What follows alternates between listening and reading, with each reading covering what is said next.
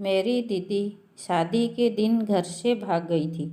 पापा ने उसका दहेज ऊपर वाले कमरे में फेंक दिया और उसे ताला लगाकर बोले, अगर किसी ने उस कमरे को खोला तो मेरा मरा हुआ मुंह देखोगे। तभी सब घर वाले डर गए और कई सालों तक कोई उसके पास नहीं गया।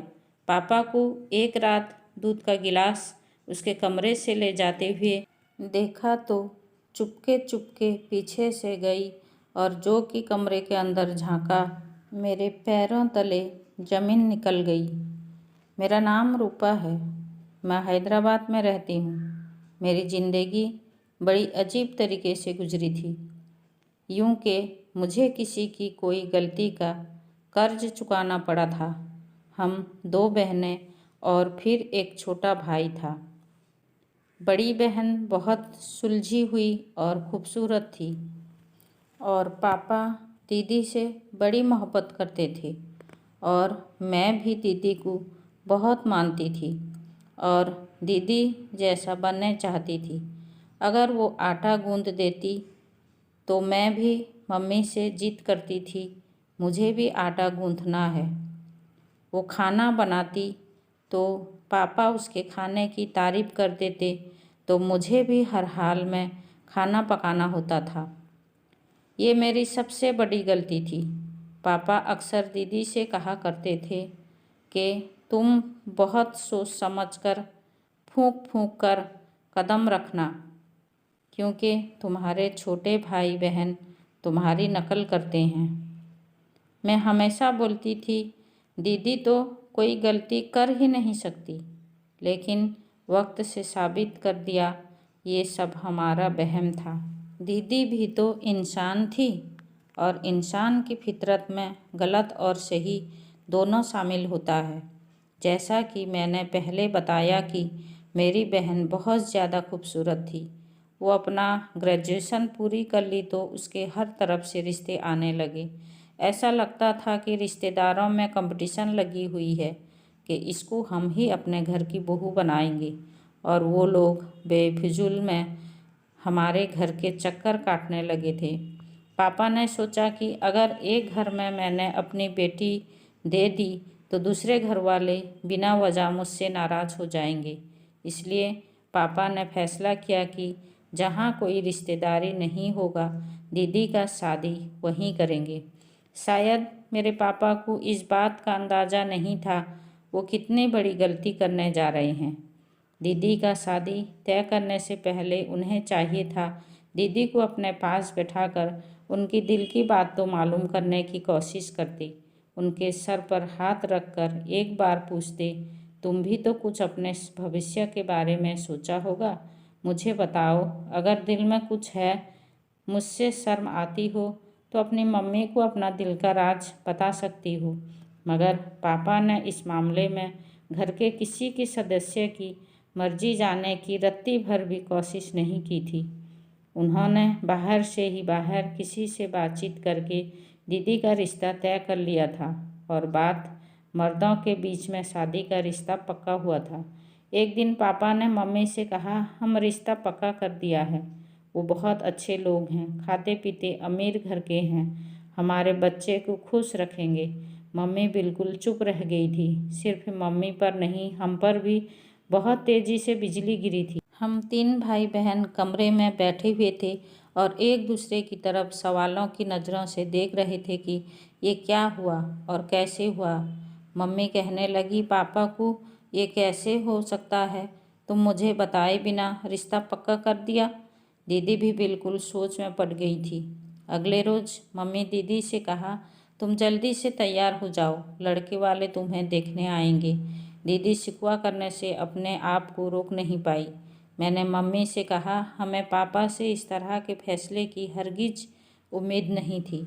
तब मम्मी सोच में पड़ गई और दीदी का हाथ पकड़कर कहने लगी, मेरी बच्ची बताओ, अगर तुम्हें कोई और पसंद है, क्या किसी से तुमने शादी का वादा कर रखा है? मैं तुम्हें उस बात की यकीन दिलाती हूँ, अगर तुम्हारी पसंद अच्छी हुई तो मैं तुम्हारी शादी उसी जगह करवा दूँगी जहाँ तुम कहोगी। दीदी ने ना में सर हिला दिया और बोली, नहीं, मैं ऐसी बात नहीं कर रही हूँ, मगर मेरे दिल को अजीबोगरीब ऐसा लगता है कि शायद मेरे लिए खुशियाँ लेकर नहीं आएगी, बल्कि मेरा मुकद्दर भी बर्बाद हो जाएगी। मम्मी तो दीदी की बात सुनकर तड़प उठी थी। मम्मी बोली, ऐसी बातें करने से पहले ये भी नहीं सोचा कि माँ के दिल पर क्या गुजरेगी। वो लोग दीदी को देखने के लिए आ गए थे।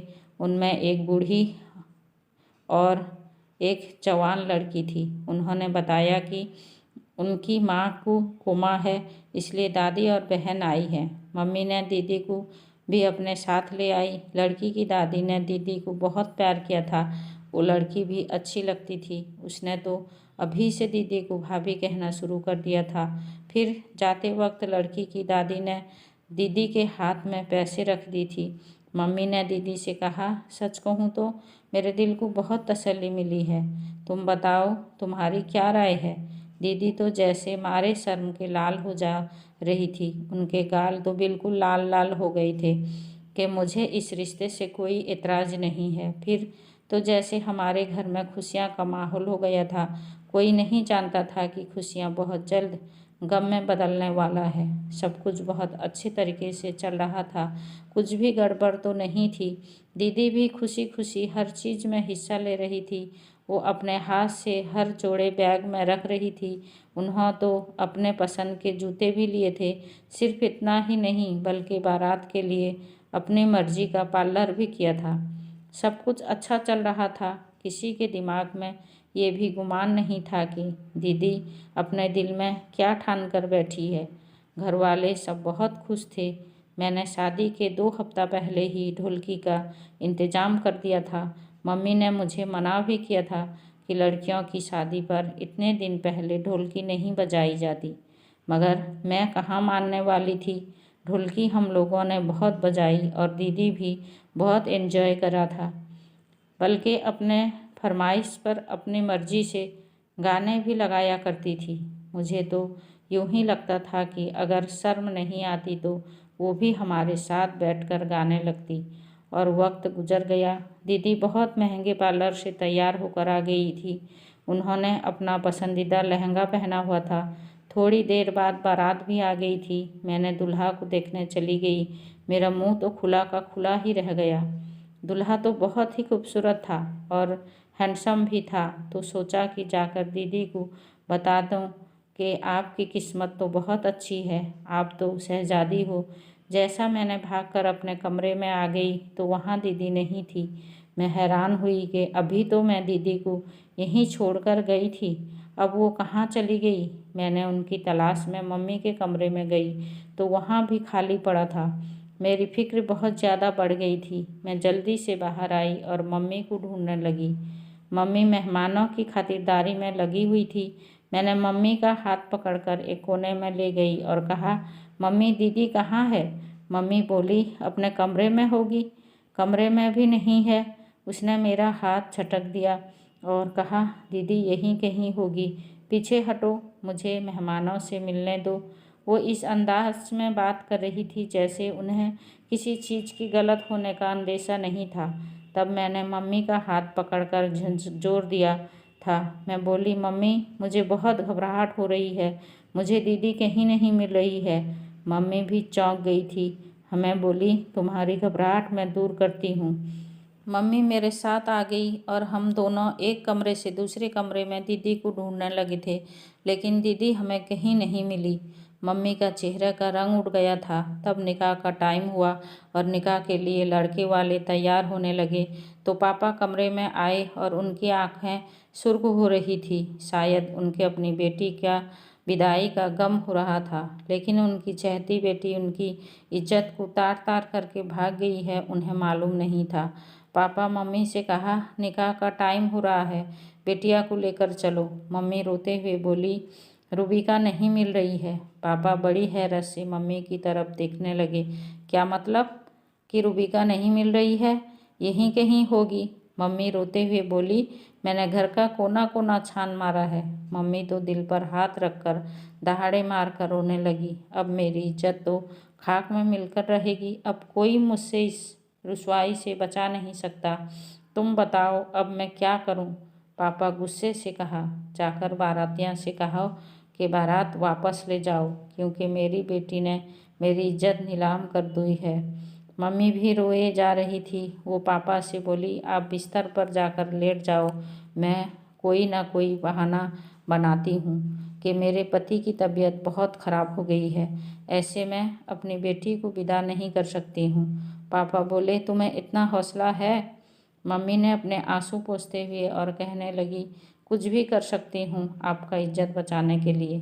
तब पापा गुस्से से बोले, काश तुम लड़कियों को भी अच्छी शिक्षा देती होती तो शायद मुझे ये दिन देखने नहीं पड़ता। मम्मी ने सबके सामने जाकर कह दिया था कि मेरे पति की दिल का दौरा पड़ा है, इसमें ऐसे में हम अपनी बेटी को विदा नहीं कर सकते हैं।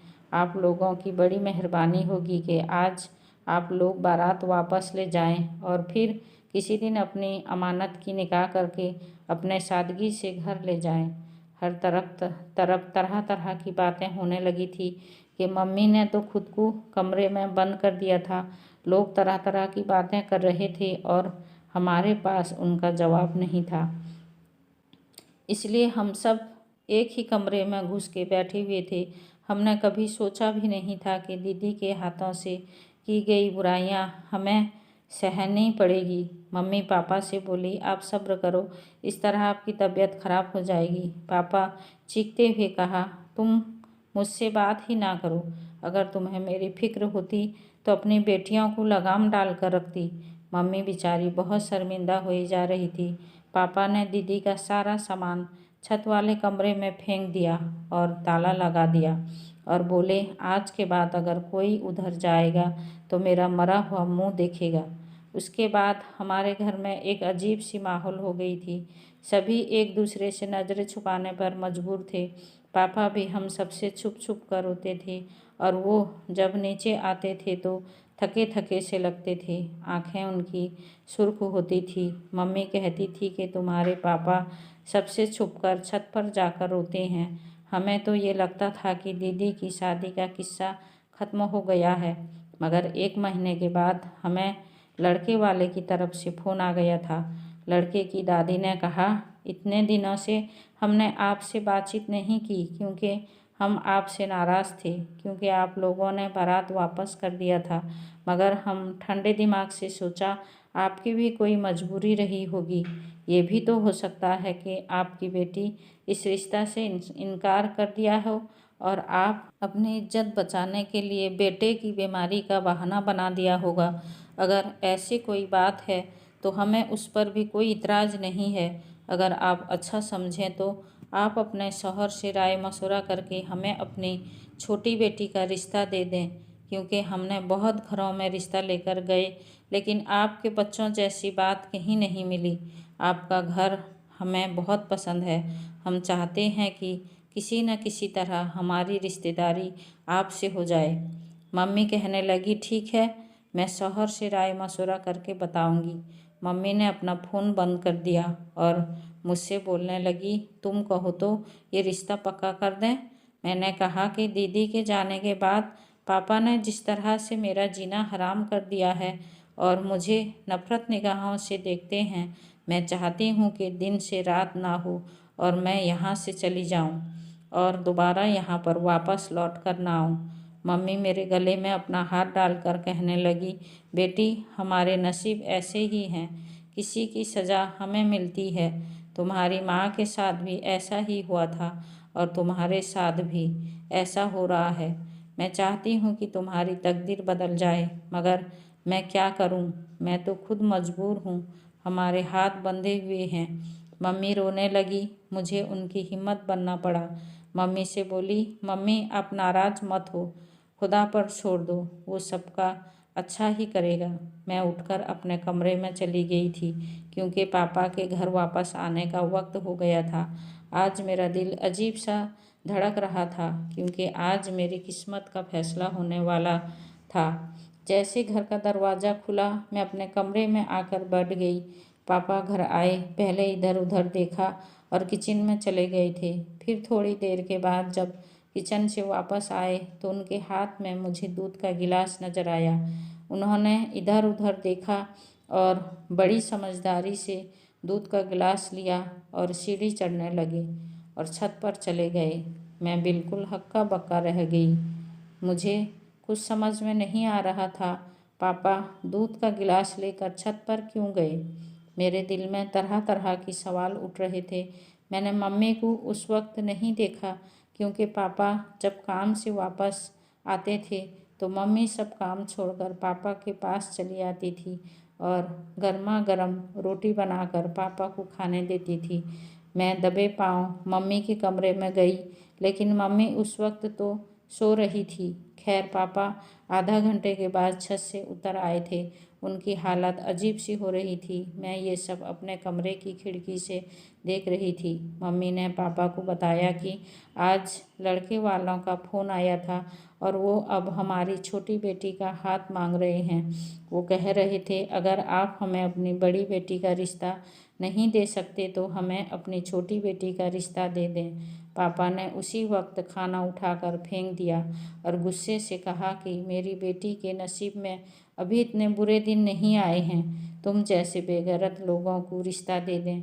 जहाँ मैं चौंक गई थी वहाँ मम्मी भी दंग रह गई थी। मम्मी पापा से बोली इस बात का क्या मतलब है, क्या वो लोग अच्छे नहीं थे। पापा ने ना में सर हिला दिया और कहने लगे आज के बाद उनका फ़ोन आए भी तो मत उठाना। तब मम्मी बड़े गुस्से से बोली आपको तो अपनी अकल पर बड़ा यकीन था। आप तो कहते थे औरतें का अकल कम होती है। वाह, आपसे इतनी बड़ी भूल कैसे हो गया। पापा इधर उधर दरवाज़ों को तकलीफ देने मारते हुए बाहर निकल गए थे। मम्मी फूट फूट कर रोने लगी थी। रूबिका तुमने मेरी ज़िंदगी खराब कर दी, तुम्हें मैं क्या बोलूं। जैसे मम्मी तो हर वक्त दीदी के गम में डूबी रहती थी। भाई स्कूल से ट्यूशन फिर क्रिकेट खेलने चला जाता था। दिन रात घर लौटता था देर रात घर लौटता था। ऐसा लगता था जैसे उसे भी घर के माहौल से भागना पड़ता है। अब अक्सर पापा को मैंने छत पर दूध का गिलास ले जाते हुए देखा था। समझ नहीं आता था कि वो अक्सर दूध का गिलास क्यों ले जाया करते थे। अब मैं हर वक्त इस बात से परेशान रहने लगी थी। इस वजह से मुझे रात को नींद भी नहीं आती थी। मैं सारा दिन दीदी को याद करने लगी थी। दीदी मेरी बहुत अच्छी दोस्त भी थी। काश वो इतना गलत कदम ना उठाती। रात बहुत गहरी हो चुकी थी। आसपास से कुत्तों की भौंकने की आवाज़ भी आ रही थी। मैं अपने कमरे की खिड़की में बैठ गई। तब मुझे कोई अजीब सा महसूस हुआ था, जैसे कोई हमारे आंगन में घूम रहा हो। मैंने झांका तो वो कोई और नहीं, मेरा बाप था। मैं चौंक गई। पापा अंदर से ऐसा लग रहे थे जैसे वो बहुत मजबूर हो। मुझे आज उन पर बहुत तरस आने लगा था कि वो कमरा जहाँ पर पापा ने दीदी का सामान रखा हुआ था वो खुला हुआ था और उससे रोशनी भी आ रही थी। मैं आगे बढ़ती हुई गई तो दरवाज़ा खुला था, इसलिए मैं चुपकर अंदर का सारा नज़ारा देखने लगी। अंदर तो दीदी बैठी हुई है। मैं ये देखकर थर थर काँपने लगी थी। पापा दीदी को निवाला बना बना कर खिला रहे थे। दोनों चुप थे, मगर उनके आँखों से आंसू बह रहे थे। ये सब क्यों हो रहा था, मेरे समझ से बाहर था। फिर बड़ी देर के बाद पापा ने बोला तुम मेरी बड़ी बेटी नहीं हो। फिर दीदी बिल्कुल पापा के ऊपर चिल्ला पड़ी, इसलिए आप मेरे साथ ऐसा कर रहे हैं कि मैं आपकी औलाद नहीं हूँ। क्या आप अपनी बेटी के साथ ऐसा कर सकते थे। पापा जल्दी से बोले मैं तुमसे बहुत प्यार करता हूँ। दीदी रोने लगी थी। मुझे वजह जानने है, आपने मुझे इस कमरे में बंद क्यों कर रखा है। तो पापा बोले सुनो, आज मेरे पास भी बहुत वक्त है, मैं तुम्हें सब बताता हूँ। वैसे भी तुम तो सारा दिन बेहोश हो जाती हो, मगर ये जो रूपा है ना, उसकी वजह से मैं कभी भी देर वक्त तक छत पर नहीं रुका था, क्योंकि मुझे डर था कि कहीं उसे मुझ पर शक ना हो जाए। रात को सब सो रहे हैं, इसलिए आज मैं तुम्हें सब कुछ बताता हूँ। हम दो भाई बहन थे, एक मैं और एक तुम मुझसे बड़ी बहन जो मुझसे पूरे 7 बरस बड़ी थी, इसलिए उनकी शादी पहले हुई थी। दीदी की शादी के बाद हमारे घर में सन्नाटा छा गई थी, इसलिए तय कर दिया कि मेरी शादी जल्दी करेंगे। हमारा रिश्ता तय हो गया। उन्हीं दिनों मैं हम पर कयामत टूट पड़ी थी, क्योंकि दीदी विधवा होकर घर आ गई थी। वो अकेली नहीं, बल्कि उनकी गोद में 4-5 महीने की बच्ची थी। उन्हें अपनी खबर थी और ना बच्चे की। मेरी माँ बूढ़ी हो चुकी थी, वो भी उस बच्चे को संभाल नहीं सकती थी। मेरी बीबी तमन्ना ने तुम्हें हाथों हाथ लिया और तुम पर इतना प्यार निछावर किया, मैं भूल ही गया था कि तुम मेरी बेटी हो या भांजी। तुम जब बोलने लगी तो तमन्ना को तो मम्मी कहती थी और अपनी सगी माँ को बुआ कहती थी। हालत कुछ सुधरी तो पापा ने दीदी के लिए रिश्ता ढूंढने लगे थे। दीदी ने एक लड़के का नाम खुद ही ले लिया। मेरी शादी उससे करवा दो, जिद करने लगी। पापा ने मेरी ड्यूटी लगा दी थी। तुम उस लड़के की छानबीन करोगे, मुझे बताओगे। पता किया तो वो लड़का मुझे फ्रॉड निकला। मैंने उस रिश्ते के लिए मना कर दिया था, लेकिन दीदी उस लड़के के साथ भाग गई थी। मुझे भी ख्याल आया कि तुम भी मम्मी के नक्श कदम पर तो नहीं चलोगी, तो मेरा जीना हराम हो जाएगा। इसलिए मैंने जल्दी जल्दी तुम्हारा रिश्ता ढूंढा और तुम्हारी शादी तय कर दिया। और जिस दिन तुम्हारी बारात लड़के की मम्मी ठीक होकर बारात में आ गई थी, और तुम जानती हो कि वो कौन थी। लड़के की माँ मेरी दीदी और तुम्हारी असली माँ थी, यानी वो लड़का असल में तुम्हारा भाई था। मैं ये सब देखकर बहुत परेशान हो गया, और तुम्हारा शादी तुम्हारे अपने भाई के साथ कैसे कर सकता था। इसलिए कहा कि तुम छत पर जाओ, मेरी बात सुन लो। और मैंने सुबह छत वाले कमरे में तुम्हें बंद कर दिया। मैंने सोचा था कि सुबह तक तमन्ना को सारी सच्चाई बता दूंगा। और फिर ख्याल आया कि मैंने तुम्हारी माँ की शादी नहीं होने दी थी और वो घर छोड़कर भाग गई। अब तुम्हारी शादी भी नहीं हो सकती थी। मुझे डर था कहीं तुम भी अपनी मम्मी की तरह घर छोड़कर भाग ना जाओ, इसलिए मैंने तुम्हें यहाँ पर बंद रखा। मत समझना कि अपनी बहन की बेटी के औलाद से प्यार नहीं करता हूँ। मैंने जब से तुम्हें कैद कर रखा है, रूपा से भी मैंने बात करना छोड़ दिया है। उस पर भी मैं बहुत सख्ती दिखाता हूँ। दीदी जैसे एकदम से होश में आ गई थी। दीदी बोली, अगर अब मैं घर से भाग जाती तो मैं आपकी इज्जत खाक में मिला देती, मगर आपने मुझे यहाँ बंद करके भी अपनी इज्जत को खाक में मिला दिया है। लोग तो यही बातें करते होंगे कि मैं घर से भाग गई हूँ, तभी तो बारात वापस लौट गई। तभी पास वाले मस्जिद में अजान होने लगी थी और पापा बोले, बेटा मुझे माफ़ कर देना, अब मैं जा रहा हूँ। हो सकता है कि किसी की आँख खुल जाए। मैं जल्दी से आगे बढ़ी और बोली, अब मैं और जुल्म अपनी दीदी पर होने नहीं दूंगी। उसकी मम्मी ने जो गलती की, उसकी सज़ा अपनी दीदी को मैंने मिलने नहीं दूंगी। खुदा सब कुछ उसकी गलती का सज़ा देता है, तो पापा आप उसको खुद से सज़ा क्यों दे रहे हैं? आपने ये सब क्यों किया दीदी के साथ? पापा ने मेरी बात सुनकर बिल्कुल पखड़ा गए थे, इसलिए वो जल्दी से नीचे चले गए। मैं दीदी का हाथ पकड़कर नीचे ले आई थी। पापा उस टाइम बहुत शर्मिंदा हुए थे। हम सब भाई बहन जल्दी पापा पर अपनी अदालत लगा दी थी। मम्मी जज थी। पापा रो रो कर सबसे माफ़ियाँ मांग रहे थे। पापा को माफ़ करने में दीदी ने सबसे पहल की थी। हम सब ने भी पापा को माफ़ कर दिया। सब कुछ ठीक हो गया था। पापा ने दीदी को इजाज़त दे दी थी कि वो अपने माँ से मिलने लगी थी। वो बहुत जल्दी ही एक अच्छी जगह उनकी शादी होने वाली है। हमें उम्मीद है कि मुश्किल वक्त कट गया है, आगे खुशियाँ ही खुशियाँ हैं।